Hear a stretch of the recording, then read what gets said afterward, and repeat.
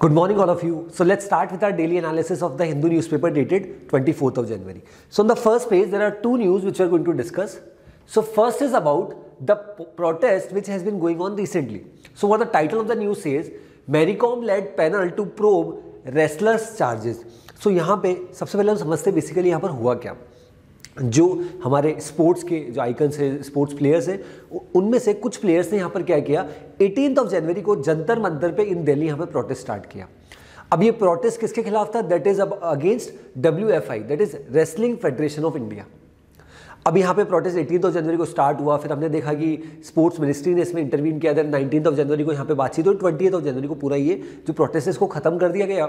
और यहाँ पे जो स्पोर्ट्स प्लेयर है जो वहाँ पे प्रोटेस्ट कर रहे थे, उनका ऐसा मानना था कि अभी जो रेसलिंग फेडरेशन ऑफ इंडिया के जो चेयरपर्सन ने, जो हेड है ब्रिजभूषण सिंह, उनके द्वारा जिस तरीके से काम किया जा रहा है, बहुत जिस तरीके से वो बात करते हैं बहुत ऑफेंसिव एग्रेसिव वे में, और इतने समय से लगभग 2011 से अभी तक वो ही इसके WFI के यहाँ पे चेयरपर्सन है, तो इसमें चेंजेस करने की आवश्यकता है, इनको हटा देना चाहिए, किसी दूसरे पर्सन को रिप्लेस करना चाहिए।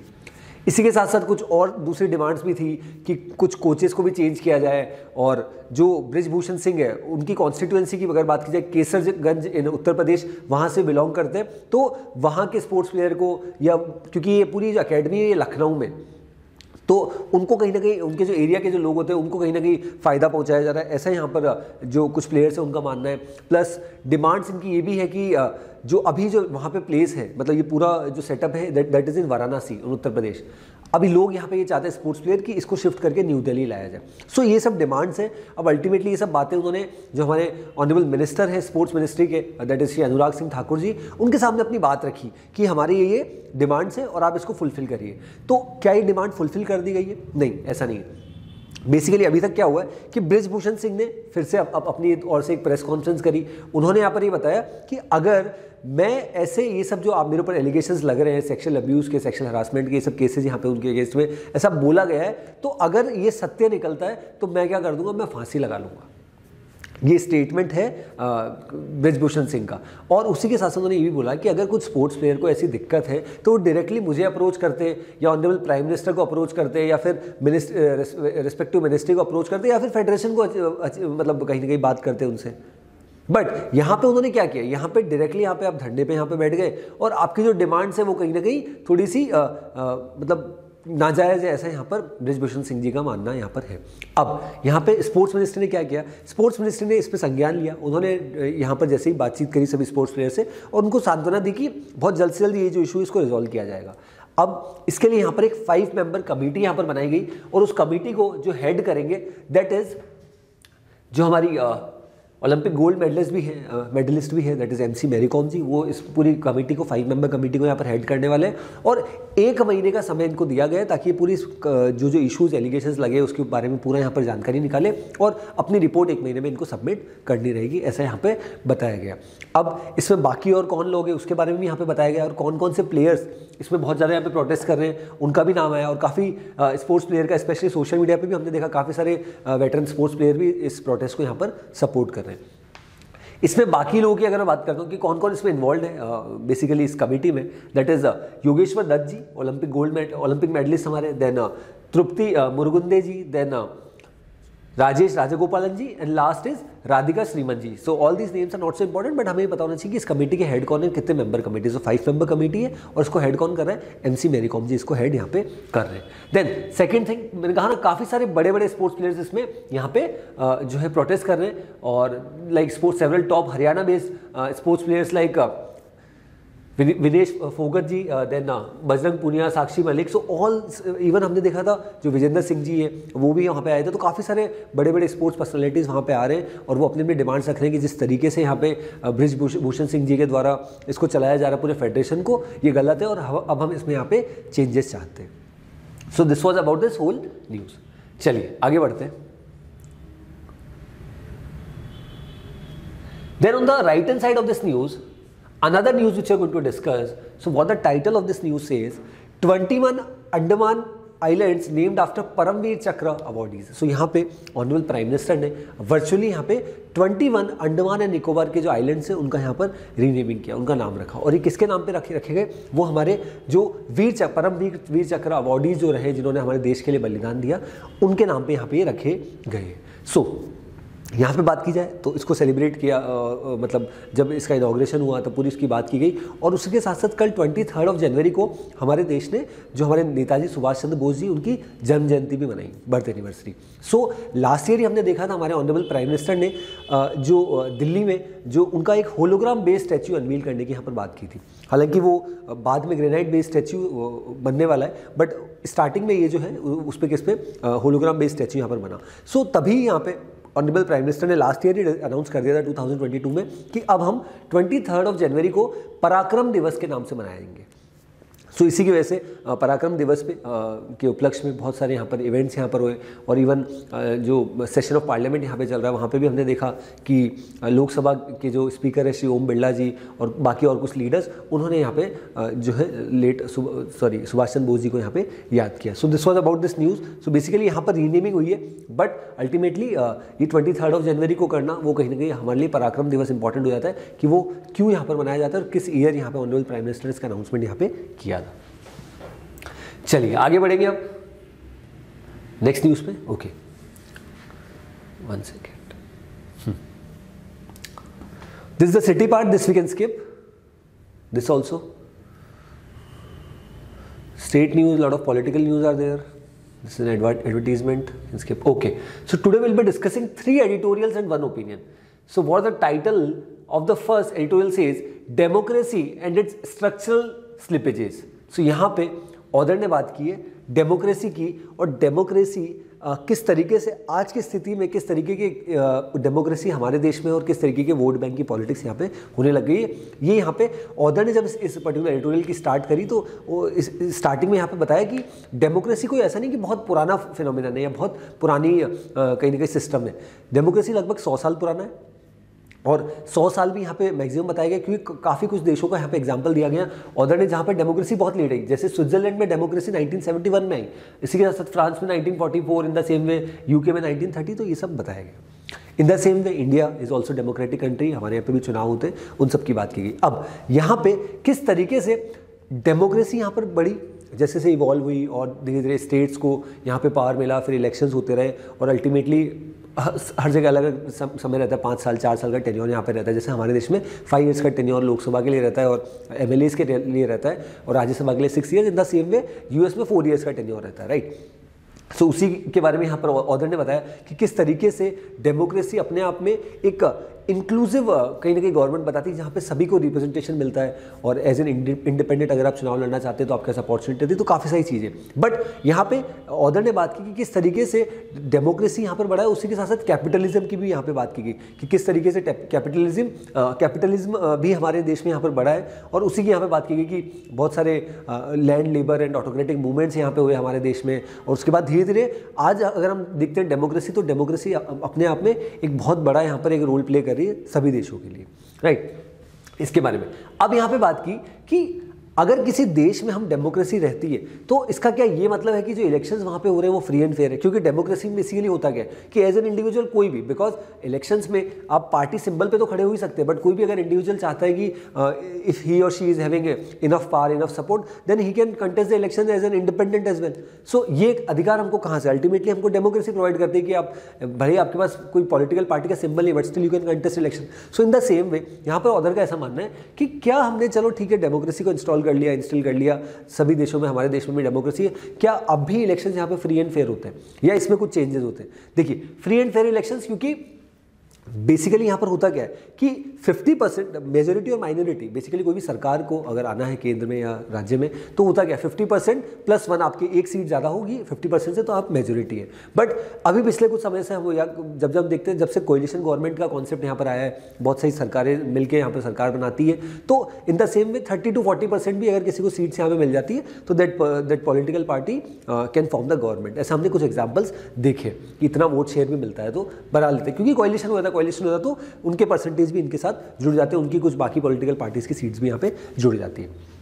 अब ऑर्डर ने यहाँ पर ये बताया कि डेमोक्रेसी अब हमारे यहाँ पे फ्री एंड फेयर इलेक्शंस हो रहे हैं, बट अब यहाँ पे क्या हो रहा है कि हमारे देश में स्पेशली अगर हम बात करते हैं, स्पेशली बीजेपी रूलिंग पार्टी की यहाँ पे ऑर्डर ने बात की और कुछ और पॉलिटिकल पार्टीज़ की बात की कि पहले क्या होता था कि हम जब बात करते थे तो हमारा जो फोकस होता था वो कुछ पर्टिकुलर चीज़ों पे होता था। फॉर एग्जांपल जैसे we need to focus upon कि किस तरीके से हमको आगे बढ़ना है, किस तरीके से हमको इलेक्शंस कराने, but now the particular shift has change. So what the thing has change, basically यहाँ पर हुआ क्या है कि कुछ पॉलिटिकल पार्टीज़ यहाँ पे अपना वोट बैंक चलाती है। Vote bank in the form of कि फॉर एग्जांपल ऐसा उत्तर प्रदेश में, बिहार में हम काफ़ी देखते हैं कि कुछ पॉलिटिकल पार्टीज़ को कुछ पर्टिकुलर कास्ट से रिलेटेड यहाँ पे देखा जाता है। इन द सेम वे अगर अभी की जो इंडियन पॉलिटिक्स देखें तो यहाँ पे बीजेपी का सबसे बड़ा एजेंडा जो है वो हिंदुत्व है एज पर ऑथर, तो वहाँ पे 80-20 और रिसेंटली ही ऐसे ही कुछ स्टेटमेंट अभी के जो हमारे उत्तर प्रदेश के चीफ मिनिस्टर हैं श्री योगी आदित्यनाथ जी, उनके द्वारा भी 80-20 का यहाँ पे स्टेटमेंट दिया गया था। तो ऑर्डर ने उस चीज़ को साइड किया और ऑर्डर का यहाँ पर कहने का क्रक्स ये है पूरे एडिटोरियल की अगर मैं बात करता हूँ कि आपने डेमोक्रेसी अपने स्टेट में यहाँ पर अपने देश में इंस्टॉल कर ली, आपके देश में डेमोक्रेसी है, इलेक्शंस फ्री एंड फेयर हो रहे हैं, बट जिस तरीके से यहाँ पे वोट्स का पोलराइजेशन हो रहा है और on the basis of caste, वो अपने आप में गलत है और इसके लिए भी यहाँ पे सरकारों को काम करना चाहिए। और इस तरीके के अगर स्टेटमेंट्स कुछ पॉलिटिकल पार्टीज़ के द्वारा आते हैं रिगार्डिंग 80-20 और अदर काइंड ऑफ कि this political party belongs to this particular caste या इनका वोट बैंक वही है, तो वो अपने आप में गलत है, ऐसा ऑर्डर ने यहाँ पर बताया। चलिए then second is about data protection bill. अब यहाँ पे बात क्या की है, what the title of this particular editorial says, needed a new approach to data protection for minors. So सबसे पहले हम समझते हैं डेटा प्रोटेक्शन होता क्या है और यहाँ पे क्यों ऑर्डर ने हमें बताया कि डेटा प्रोटेक्शन क्योंकि यहाँ पे बिल लाया जा रहा है और तो अब यहाँ पे अल्टीमेटली बच्चों के लिए, माइनर्स के लिए इसमें क्या क्या चीज़ें इसमें इंसर्ट की गई है और किस क्या क्या चीज़ें लूप होल्स है और उनको कैसे रेक्टिफाई कर सकता है, ये कुछ सोल्यूशन यहाँ पे ऑर्डर ने दिए। सबसे पहले इसका सबसे पहले बात यहाँ पे हुई थी 2017 में union of India versus Puttaswamy case में। उसमें ऐसा बताया गया था कि privacy is a fundamental right. So इसी की वजह से जो हमारा डेटा है, आप देखिए आज अगर हम यूट्यूब सर्व करते हैं या कोई भी ऑनलाइन सोशल मीडिया प्लेटफॉर्म, तो आपको अगर उस ऐप में जाना है तो आपकी सारी डिटेल्स डालनी पड़ती है। तो अल्टीमेटली जो आपका डेटा है वो उस कंपनी के पास चले गया। अब वो डेटा कितना सेफ है, कितना सिक्योर्ड है, उसकी किस तरीके से गारंटी, तो उस चीज़ को ही यहाँ पे रेगुलेट करने के लिए यहाँ पे ऐसी बात थी संसद में और काफ़ी जगह यहाँ पे इसका मुद्दा आया कि हमारे डेटा को प्रोटेक्ट करने के लिए हम क्या कर सकते हैं। इसी वजह से यहाँ पे सबसे पहले आया कि पर्सनल डेटा प्रोटेक्शन बिल लेके आना है। अब पर्सनल डेटा प्रोटेक्शन बिल क्या होता है कि suppose I am a person, मैंने यहाँ पे कोई ऐप में अपनी डिटेल्स डाली। अब पर्सनल डिटेल्स का मतलब है मैंने अपने रिलीजन भी डाला, मैंने अपनी कास्ट डाली, ये सब चीज़ डाली। अब अल्टीमेटली होगा क्या कि अगर मैं फॉर एग्जांपल आप काफ़ी बार देखते होंगे कुछ कोई चीज़ आपने गूगल पे सर्च करी तो उसी से रिलेटेड आपको एडवर्टीजमेंट दिखने लग जाते हैं। तो अब मुझे क्या होगा, अगर मैंने सर्फ यहाँ पे कर दिया रिगार्डिंग कि मेरी कास्ट बता दी, रिलीजन बता दिया, तो मुझे एडवर्टीजमेंट भी उसी तरीके के यहाँ पर दिखेंगे। तो अल्टीमेटली वो जो डेटा उन्होंने लिया, पर्सनल डेटा मेरा, उससे अल्टीमेटली वो फ़ायदा उठा रहे हैं और एड्स यहाँ पे मुझे उस तरीके के दिखाए जा रहे हैं और इन्फ्लुएंस किया जा रहा है। इसी वजह से यहाँ पे ना केवल पर्सनल डेटा को बट इवन जो हमारा नॉन पर्सनल डेटा है उसको भी पर्सनल डेटा प्रोटेक्शन बिल में डाला गया, क्योंकि सॉरी डेटा प्रोटेक्शन बिल में, because earlier it was personal data protection bill but after adding non personal data as well, ये क्या बन चुका है, data protection bill. Data protection bill यहाँ पे 2019 में सरकार यहाँ पे संसद में लेके आई थी, लेकिन फिर इसको JPC that is joint parliamentary committee के द्वारा वहाँ पे भेज दिया गया। सो बेसिकली होता क्या है, लोकसभा राज्यसभा में जब भी कोई बिल जाता है तो अगर उस पर और चर्चा या फिर उसमें और चेंजेस अमेंडमेंट्स करने होते हैं तो फिर अल्टीमेटली उसको एक कमेटी के पास, जेपीसी के पास भेज दिया जाता है। तो ऐसा ही यहाँ पे जेपीसी के अंतर्गत हुआ और उस समय जिसकी चेयरपर्सन थी मीनाक्षी लेखी जी और अब तो जो नए चेयरपर्सन आए इसके पीपी चौधरी जी, सो वो उसको पूरा अंडरटेक कर रहे हैं। बट यहाँ पे अगर इस पर्टिकुलर एडिटोरियल की बात करते हैं, ऑर्डर ने यहाँ पर क्या बोला कि डेटा प्रोटेक्शन, जैसे मैंने अभी आपको इंपॉर्टेंस बताई कि डेटा कितना यहाँ पर इंपॉर्टेंट हो जाता है, क्योंकि डेटा की को अगर बेच दिया गया है या आपका जो पर्सनल डेटा है उसको बेचा जा रहा है, प्लस कोई उसकी सेफ्टी नहीं है। काफ़ी बार हम देखते हैं हमारी जो बैंक डिटेल्स है वो भी हम डाल देते, तो अल्टीमेटली उन सब की सिक्योरिटी क्या है। तो इसी वजह से सरकार यहाँ पे इस पे काम करिए, that is data protection bill.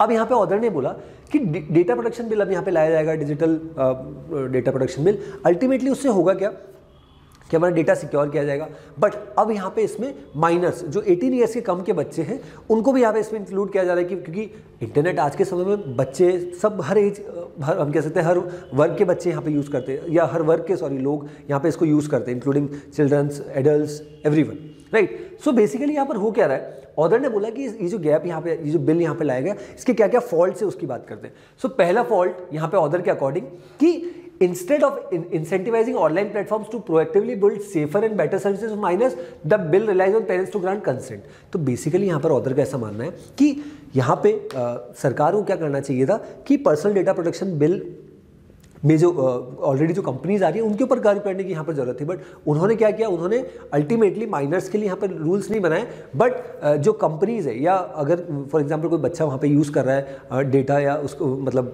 कुछ अगर सर्फिंग कर रहा है तो उनके पेरेंट्स से इसके बारे में जानकारी ली जाएगी। इसी वजह से यहाँ पर क्या किया जाना चाहिए था, the bill relies on parents to grant consent on behalf of child in all the cases. तो ये गलत है। Second thing, it does not take into account the best interest of the child.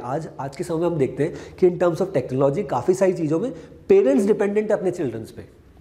तो ऐसे में पेरेंट्स कहीं ना कहीं परमिशन देंगे अपने चिल्ड्रंस को, तो काफ़ी सारी चीज़ें तो पेरेंट्स को खुद को ही नहीं पता। ये भी यहाँ पर ऑथर ने ये कंसर्न रेज किया कि आपको अगर चिल्ड्रंस के लिए यहाँ पर डेटा प्रोटेक्शन बिल में अगर कुछ लाना था तो उसके लिए एक रॉबस्ट मैकेनिज्म लाना था। आपने क्या किया, आपने अल्टीमेटली जो बर्डन है वो शिफ्ट कर दिया पेरेंट्स पे कि अगर पेरेंट्स उस पर एसेंट देंगे तो वो बच्चा वो पर्टिकुलर जो सर्फिंग है वो कर पाएगा, अदरवाइज नहीं चला पाएगा। तो ये लूप होल से यहाँ पे बताया। अब यहाँ पे पर्सनल डेटा का यूसेज यहाँ पे किस तरीके से यहाँ पर बढ़ रहा है उसकी बात की, और ऑथर ने यहाँ पे कुछ सजेशंस भी दिए कि यहाँ पे क्या कर सकते हैं जिसकी वजह से इसको बचाया जा सके या इसको और बेटर किया जा सके। तो उसके लिए पहला सजेशन यहाँ पे ऑथर्स ने ये दिया कि हमें क्या करना चाहिए, एक प्रॉपर सिस्टम हो और इवन इस तरीके से ना हो कि पेरेंट्स ही खुद ही यहाँ पे जो है डेटा कंट्रोल कर रहे हैं या जिस तरीके से पेरेंटल कंट्रोल, इसको ऑलरेडी उस तरीके से बनाया जाए कि अगर कोई चिल्ड्रन वहाँ पे यूज़ कर रहा है तो ऑलरेडी एक मैकेनिज्म हो, प्रॉपर मैकेनिज्म, तभी जाके इसको करना ईज होगा। इसी वजह से यहाँ पे लिखा है, first we should move from a blanket ban on tracking, monitoring and adopt a risk based approach to platform obligations. Platforms should be mandated to undertake a risk assessment for minors and not only perform age verification related issues with respect to this data protection. Then second यहाँ पे क्या बोला है, we need to relax the age of mandatory parent consent for all services to 13 years in line with many other jurisdictions in the world. So basically हमने क्या किया है कि कुछ बाहरी देशों में जो नॉर्म्स, यूएस यूके में जो नॉर्म्स है regarding personal data protection bill, हमने वहाँ पे जिस तरीके से चल रहा है उसको हमारे देश में यहाँ पे इम्प्लीमेंट कर दिया। अब वहाँ जो चीज़ चल रही है ऐसा ज़रूरी नहीं कि वो चीज़ हमारे देश में भी सक्सेसफुल हो, तो ये भी एक ऑथर ने यहाँ पे सजेशन दिया कि हमको इस पर भी काम करना चाहिए। सेकंड लास्ट यहाँ पे फाइनली बात क्या की गई कि हमें यहाँ पे कुछ सर्वेस कराने चाहिए। जैसे मैंने अभी आपको बताया कि ये सोल्यूशन जिस तरीके से यूके यूएस में यहाँ पे जो एग्जांपल्स उसी को यहाँ पर साइड किया गया। सो ऑथर ने बोला कि हमारे देश में इस रिलेटेड यहाँ पे सर्वे होने चाहिए और उन सर्वेस के बेसिस पे हमको ये समझने में ईज हो जाएगी किस तरीके से हम यहाँ पे जो रूल्स रेगुलेशंस को बना सकते हैं। और डेटा प्रोटेक्शन बिल जो आज के समय में बहुत ज़्यादा ज़रूरत है और काफ़ी सारे देशों में ऑलरेडी डेटा प्रोटेक्शन से रिलेटेड बिल्स है, एक्ट्स है, हमारे देश में नहीं है, तो उसको जल्द से जल्द यहाँ पे संसद में पास करा के जो सोशल मीडिया इंटरमीडियरीज हैं या सोशल मीडिया प्लेटफॉर्म्स हैं उनको उनके ऊपर कर्व करने की आवश्यकता है। अदरवाइज हम देख रहे हैं कि आज के समय में सबसे बड़ा चैलेंज ये है कि these social media companies are earning in crores from these data, right? Because they're selling out personal data to companies, other companies. So इस तरीके का यहाँ पे पूरा बता रखा है। चलिए, so now we'll move to the opinion part. So the first opinion देख लेते हैं। So what the title of the first opinion says, misplaced secrets. President Biden's legal troubles could be a setback for case to prosecute Trump. So यहाँ पे हमने देखा था कि जब भी कोई यूएस के प्रेसिडेंट आते हैं उनके साथ कंट्रोवर्सी साथ में चलती रहती। पहले फॉर्मर जो यूएस के प्रेसिडेंट थे मिस्टर ट्रंप, उनके साथ भी हमने कंट्रोवर्सी देखी थी कि उनके घर में बहुत सारे सरकार के ऑफिशियल डॉक्यूमेंट्स यहाँ पे मिले थे। जैसे ही मिले तो बहुत ज़्यादा कंट्रोवर्सी हुई कि सरकारी डॉक्यूमेंट्स उनके घर के यहाँ पे क्या कर रहे हैं, उनके तो काफ़ी सारे डॉक्यूमेंट्स उस समय मिले थे। और ऐसी ही कंट्रोवर्सी में अब यहाँ पे जो अभी डेमोक्रेटिक पार्टी के जो प्रेसिडेंट है दैट इज़ मिस्टर जो बाइडन, उनके साथ भी ऐसी कंट्रोवर्सी हुई और उनके घर में भी और इवन उनके गैराज में इस तरीके के डॉक्यूमेंट्स काफ़ी सारे यहाँ पर मिले। अभी यहाँ पर क्योंकि 4 साल का टेन्योर रहता है, 2 साल के बाद फिर से एक बार चुनाव होते हैं, तो उसमें भी यहाँ पर जो बाइडन को कहीं ना कहीं मेजोरिटी नहीं मिली थी। तो नाउ कम्स द क्वेश्चन कि अगर 2024 में जो इलेक्शंस होना है उसमें किस तरीके से यहाँ पे आगे चीज़ें होगी। बिकॉज स्पेशली अगर हम देखते हैं कि यूएस की इलेक्शंस में यहाँ पे, क्योंकि ये जो चीज़ें अल्टीमेटली इसका ही इम्पैक्ट यहाँ पे डोनाल्ड ट्रंप को भी हुआ था। अल्टीमेटली डोनाल्ड ट्रंप जिस तरीके से उनके देश में चुनाव हुआ था तो वो उनका जो ओवरऑल वोट शेयर था with respect to Hillary Clinton, वो लगभग 25 लाख लोगों ने कम उनको वोट किया था बस। बट जिस तरीके की यहाँ पे पॉलिटिक्स है उसके बाद हमने देखा था कि जो डोनाल्ड ट्रंप है फाइनली वहाँ पे प्रेसिडेंट बन गए थे। अब यहाँ पे जो बाइडन के साथ भी इस तरीके का यहाँ पे कंट्रोवर्सी हुई है और जैसी कंट्रोवर्सी में पहले यहाँ पे डोनाल्ड ट्रंप यहाँ पे फंसे थे कि कुछ सरकारी ऑफिशियल डॉक्यूमेंट जो है वो उनके घर में यहाँ पे मिले। तो अब यहाँ पे in times to come we might see कि क्या इसका एक पॉलिटिकल इंपैक्ट यहाँ पे होता है। ऑर्डर ने भी यहाँ पर ये बोला कि जिस तरीके से पहले हमने देखा था डोनाल्ड ट्रंप के टेन्योर में और अभी यहाँ पे जो बाइडन के टेन्योर में इस तरीके के डॉक्यूमेंट्स यहाँ पे जो पर्टिकुलर मिनिस्ट्री है, पर्टिकुलर जो इन्वेस्टिगेशन एजेंसी है, उनको इस तरीके के डॉक्यूमेंट्स उनके घरों से यहाँ पे मिले हैं। So this was about this whole news.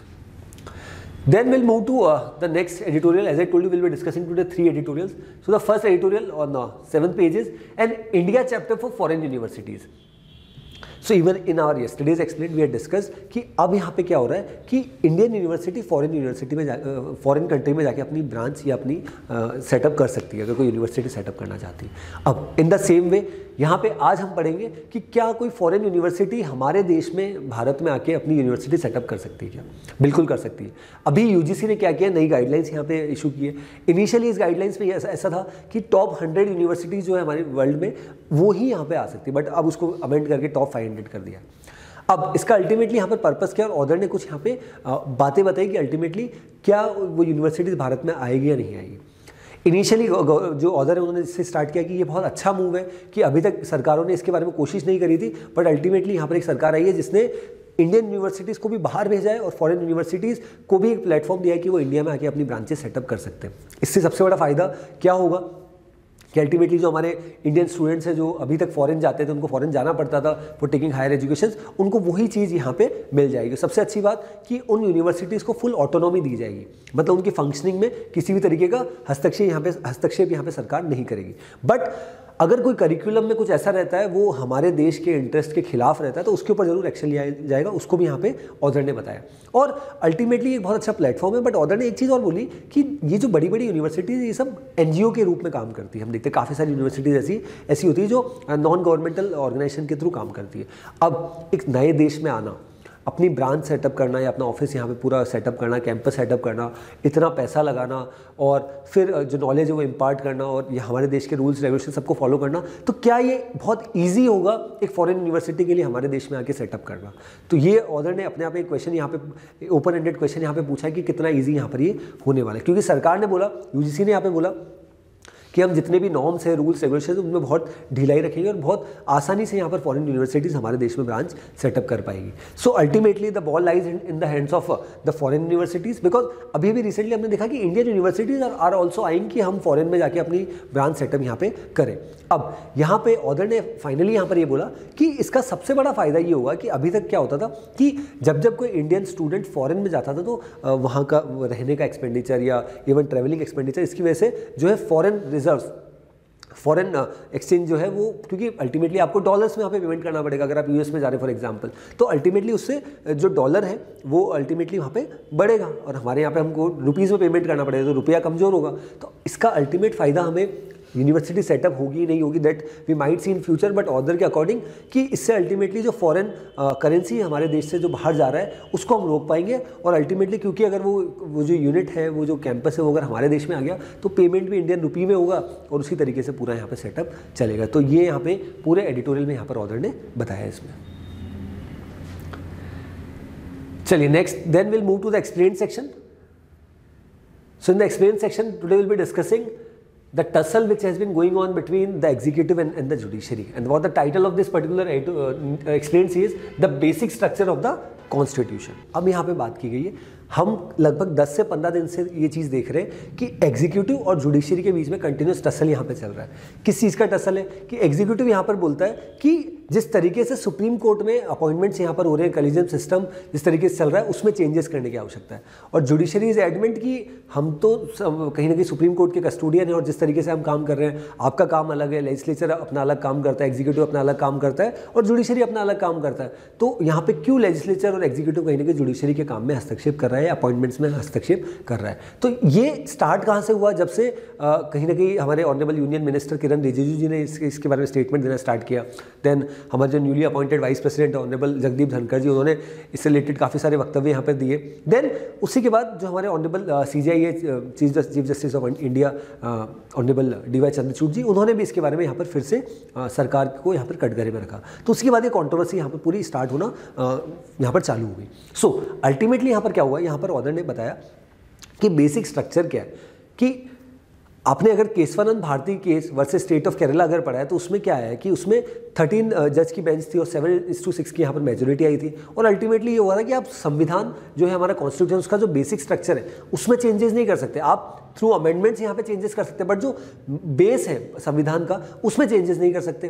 तो इसके लिए भी यहाँ पे बोला था कि जो मेजोरिटी थी that was according to Jagdeep Dhankhar ji बहुत थिन मेजोरिटी, बिकॉज 13 जजेस में 7:6 की यहाँ पर रूलिंग आई थी, राइट। और ऐसे में यहाँ पर एनजेएसी को जिस तरीके से यहाँ पे बहाल कर दिया गया उसके बारे में, क्योंकि अभी भी अपॉइंटमेंट में सुप्रीम कोर्ट के कलेजियम में जिस तरीके से रिकमेंडेशन होता है उसमें 5 लोग जो उस कमेटी में होते हैं वो कौन होते हैं, सुप्रीम कोर्ट के जजेस जी होते हैं, एंड जो उस कमेटी को हेड करता है वो हमारे ऑनरेबल सीजेआई होते हैं। सो उसी को ऑर्डर ने यहाँ पर साइड किया कि ये जो पॉलिटिकल टसल इसकी शुरुआत तो हमने 2014 में ही देख ली थी जब एनजीएसी की बात की थी, बट जिस तरीके से यहाँ पे उसके अगेंस्ट में 4:1 की मेजोरिटी उस समय आई थी 2014-15 में अगेंस्ट एनजीएसी, तो उसकी बात यहाँ समाप्त हो गई।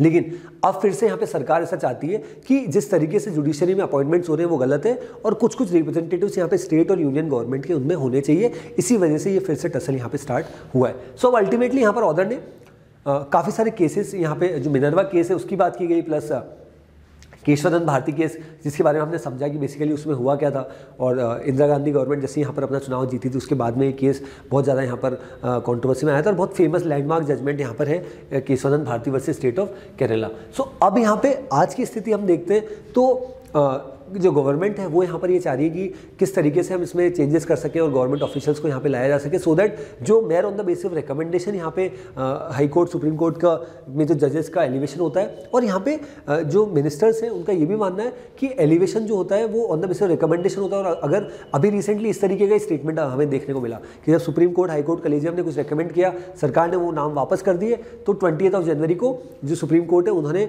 वो जो लोग हैं जिनको एलिवेट करने की बात की थी उनका नाम सार्वजनिक कर दिया। जैसे सौरभ कृपाल जी जो दिल्ली हाई कोर्ट के फर्स्ट गे जज बनने की यहाँ पर बात है, देन मद्रास हाई कोर्ट के, देन बॉम्बे हाई कोर्ट के, तो कुछ जजेस का यहाँ पर नाम हमने देखा था कल के एनालिसिस में भी। सो this was about this news कि बेसिकली यहाँ पर हो क्या रहा है और यहाँ पर सरकार क्या चाहती है और बेसिकली यहाँ पर जुडिशरी का क्या कहना है, उन दोनों के बीच में इशू यहाँ पर चल रहा है। चलिए नेक्स्ट पे आ जाते हैं।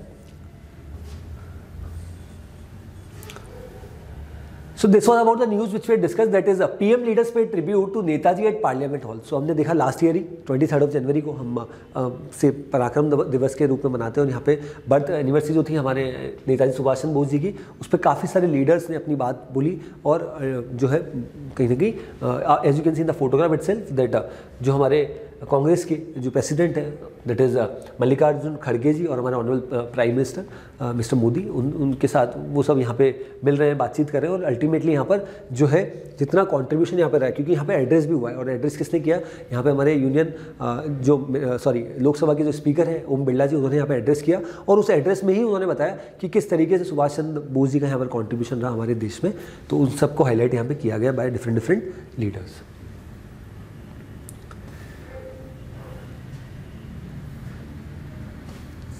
Okay,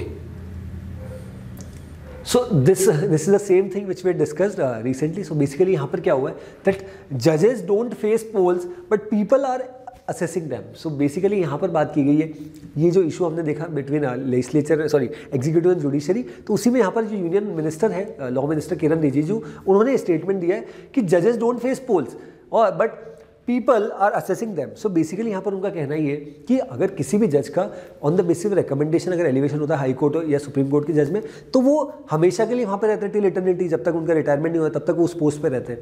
लेकिन आप देखिए अगर कोई पॉलिटिशियन है इन द सेम वे, तो वो तो इलेक्ट होता है और उसको हर 5 साल में अपने आप को प्रूव करना पड़ता है, और अगर उसने जो वादे जनता से किए अगर वो उसको फुलफिल नहीं करता तो अल्टीमेटली वो चुनाव हार जाता है। बट ऐसा यहाँ पे जजेस के केस में तो है ही नहीं, जुडिशरी केसेस में वहाँ तो एक बार आपका एलिवेशन हो गया तो आप लाइफ टाइम वहाँ पे एक तरीके से आपकी जॉब सिक्योर होगी और आप जज बन गए। तो इसी चीज़ को यहाँ पर हमारे ऑनरेबल मिनिस्टर ने हाईलाइट किया दैट जजेस don't face polls but people are assessing them, that लोग तो जज कर रहे हैं कि अल्टीमेटली आप क्या कर रहे हैं, आपके पास जो कॉन्स्टिट्यूशनल अथॉरिटी है आप या जिस अथॉरिटी के अंतर्गत काम कर रहे हैं, क्या आप सही तरीके से वहाँ पे काम कर रहे हैं नहीं कर रहे हैं, ये तो लोग जज कर रहे हैं। बट क्या ये एक बार किसी को एलिवेट कर देना और वो टिल इटर्निटी यहाँ पे उस पोस्ट पे रहेगा, वो सही है या नहीं है, इसको यहाँ पे जो हमारे यूनियन मिनिस्टर है उन्होंने इसकी बात यहाँ पे रखी।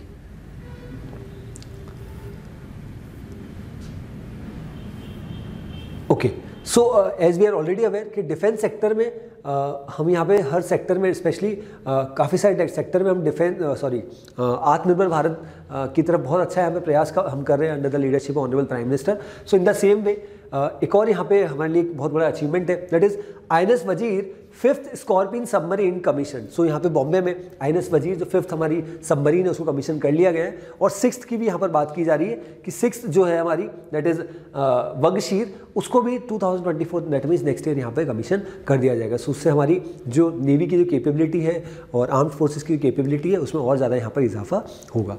और यहाँ पे इसी की बात यहाँ पे जो हमारे चीफ ऑफ नेवल स्टाफ है एडमिरल R हरि कुमार, उन्होंने इसकी पूरी यहाँ पर जानकारी दी।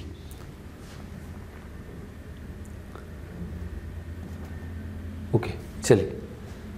Then on the world section, we'll be discussing one news. So what this news says, Russia and NATO member Estonia expel ambassadors amid destroyed ties. So यहाँ पे अब क्या होने लग गया है कि बिकॉज रशिया जो कहीं ना कहीं जिस तरीके से रशिया यूक्रेन कॉन्फ्लिक्ट यहाँ पे चल रहा है, और कॉन्फ्लिक्ट का सबसे बड़ा रीज़न यहाँ पर ये क्योंकि यूक्रेन ऐसा चाहता था कि हम NATO that is North Atlantic Treaty Organization which is member group of 30 countries, हालांकि बाद में स्वीडन और फिनलैंड ने यहाँ पर उसमें एंटर होने की बात की। सो बेसिकली यहाँ पर जो है रशिया का ऐसा मानना है कि जिस तरीके से यहाँ पे नेटो एक्सपांशन कर रहा है वो गलत है। सो इस वजह से पूरा ये इशू यहाँ पर चल रहा है। अब अल्टीमेटली यहाँ पर क्या हुआ है कि नेटो का एक मेंबर है दैट इज एस्टोनिया, उसके बीच में और रशिया के बीच में जो डिफरेंसेस चल रहे हैं वो इतने ज़्यादा बढ़ गए कि अल्टीमेटली अब इन दोनों देशों के जो एम्बेसडर्स है, जो इन दोनों देशों की जो एम्बेसीज में रहते थे, उनको दोनों देशों ने ही बहाल कर दिया।